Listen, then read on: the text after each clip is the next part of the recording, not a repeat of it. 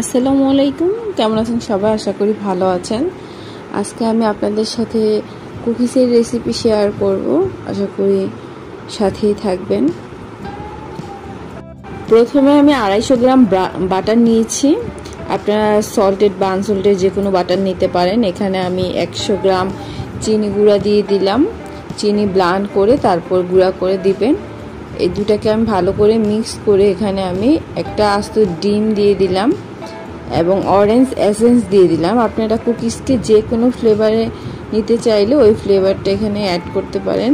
এসেন্সটা কালারেরও কাজ করবে, সেজন্য আমি এসেন্সটা দিয়েছি। এখানে সামান্য একটু লবণ দিয়ে দিলাম।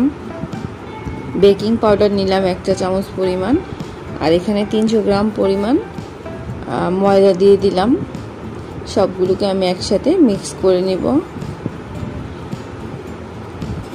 বিটারের স্পিডটা একদম লোতে করে তারপরে বিট করতে হবে, তাহলে খুব সুন্দর একটা ডো তৈরি হবে। আমি আস্তে আস্তে করে ডোটা এরকম করে মিক্স করে নিলাম। দেখেন কনসিস্টেন্সিটা একদম এরকম হবে। এবার আমি এটাকে পাইপিং ব্যাগে করে তারপরে ছোট ছোট ফুল করে নেব। তারপরে এগুলো বিস্কিটের আকারে করে বেক করে নেব। এই তো আমি পাইপিং ব্যাগে ভরে নিয়ে এভাবে ফুলের মতো করে এগুলো বেক হলে আর একটু বড় হবে, সেজন্য কিছুটা জায়গা ফাঁকা রেখেছি।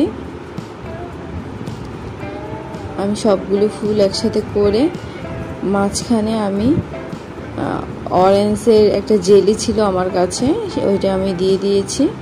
আপনারা আপনাদের পছন্দ মতো ফ্লেভারে তৈরি করতে পারবেন। বেকিং টাইমটা আমি দিয়েছি 30 মিনিটের জন্য, আপ ডাউন হিট দিয়ে তারপরে দিয়েছি।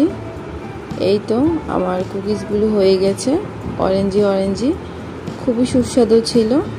আপনারাও চাইলে তৈরি করে নিতে পারেন ঘরে বাচ্চাদের জন্য, তাহলে ভালো একটা টেস্ট পাবেন।